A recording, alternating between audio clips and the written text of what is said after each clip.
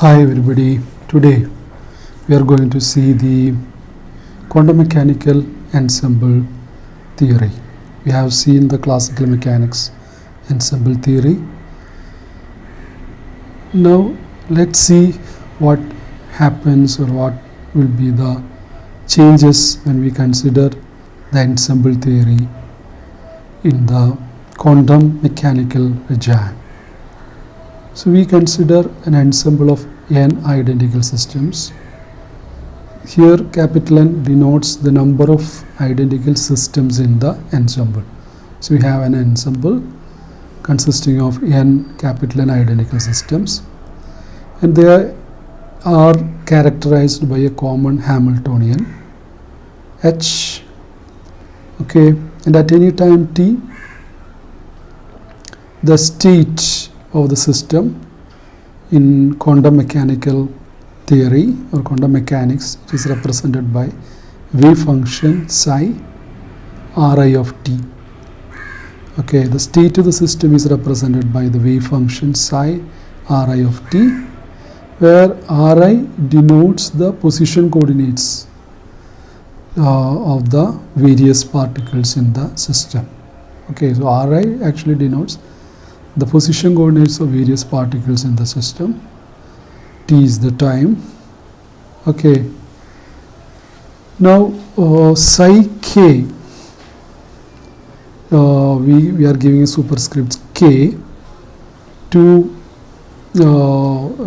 represent the physical state of the kth system in the ensemble. Okay. So psi k of RIT, that represents the normalized wave function which characterize the physical state of the kth system in the ensemble at time t. And here this k changes from, now for the simplicity of the notation, we suppress the coordinates Ri. We know the wave function psi k, that's a function of Ri and t, but henceforth we will be writing only t in the argument, because that is used for simplifying the expressions in the equations. So even though we are not writing Ri is there. Psi k is a function of the position coordinates of the various systems, various particles in the system, and the time t. Okay, so we are going to write psi k of Ri of t as psi k of t. Okay, now the time variation of psi k of t, okay, that can be obtained from the Schrodinger equation. This is the Schrodinger time dependent equation. So IH cut dou psi k of t by dou t, that is equal to h psi k of t. The h is the Hamiltonian. So IH cut psi k dot t, dot means the differentiation with respect to time. IH cut psi k dot t, that is equal to h psi k of t. Okay, so this is the time variation of the wave function psi k of t. Now we are going to represent this psi k of t in terms of a complete set of orthonormal functions. Suppose we have a set of orthonormal functions which act as a basis. So we represent psi k of t in this basis. So psi k of t is sigma n akn of t phi n. Okay, and these are the coefficients. Akn of t are the coefficients, and phi n are the basis functions. Okay, so psi k of t can be represented in this basis or in terms of a set of orthonormal functions like this as in equation 2. Okay, and we know what is Akn of t. Akn of t can be determined like this.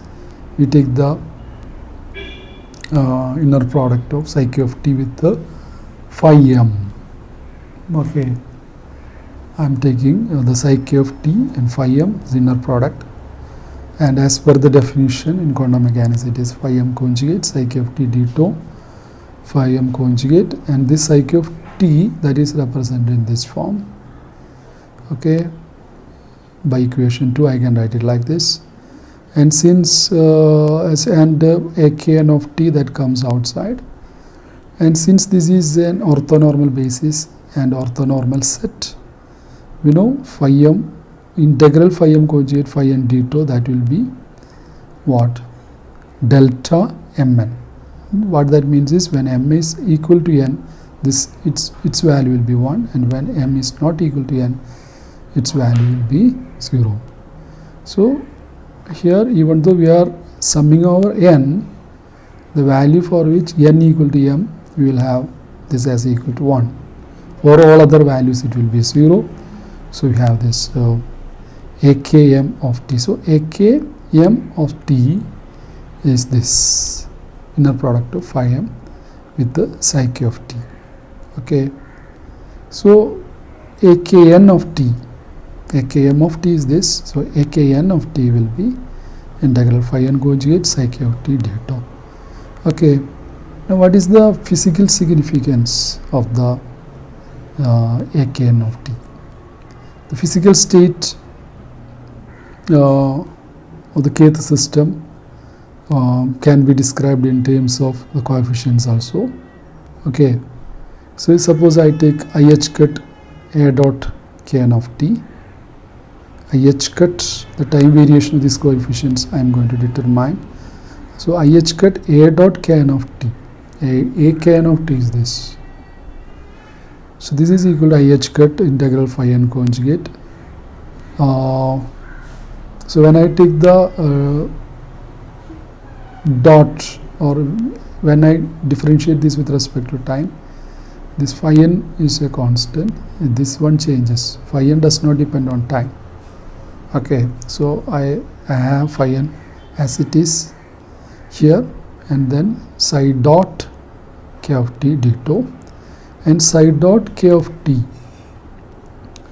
if I multiply this with the IH cut psi dot k of t, that will be, that is by our Schrodinger equation, that is equal to h psi k of t, h psi k of t. So I substitute that here, so h psi k of t by Schrodinger equation, and again psi k of t I am writing in terms of the basis functions like this, h kept like this, and as h is kept as it is, then the psi k of t is written in terms of the basis functions. So I have this sigma m, I am taking outside the integral psi n conjugate h, this phi m d tau akm of t. Okay, this is a coefficient, but these are the functions, eigenfunctions of h. So this thing will be hnm, the matrix element corresponding to the operator h in the basis or in the orthonormal set phi I. Okay, so this is hnm, the matrix element corresponding to the orthonormal set phi I. So IH cut A dot kn of t. Okay, how the coefficients are changing, that is given by sigma m hnm akm of t. Okay, hnm, as I said earlier, this is the matrix element corresponding to the operator h in the orthonormal set phi I. Now the physical significance of akn of t.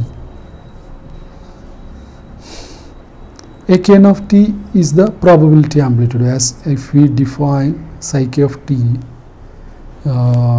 in this orthonormal basis phi I like this. Akn of t is the probability amplitude, and akn of t modulus square, which is akn of t conjugate into akn of t, that is akn of t modulus square, that represents the probability that a measurement at a time t finds the kth system of the ensemble in a particular state phi n. Okay, so that is the basic definition of the quantum mechanics. We are writing psi k of t as a superposition of functions phi n, and a k n of t is the probability amplitude, and if you take the modulus square of the probability amplitude, that will give you the probability. A k n of modulus a k n of t square is the probability. Okay, that a measurement at time t finds the kth system of the ensemble in a particular state phi n. Okay, and if we sum over this probability over all states in the orthonormal set, you should definitely get 1, because the total probability is always 1. Okay, so this is true for all k. Okay, this is true for all k, for any system in the ensemble. Okay.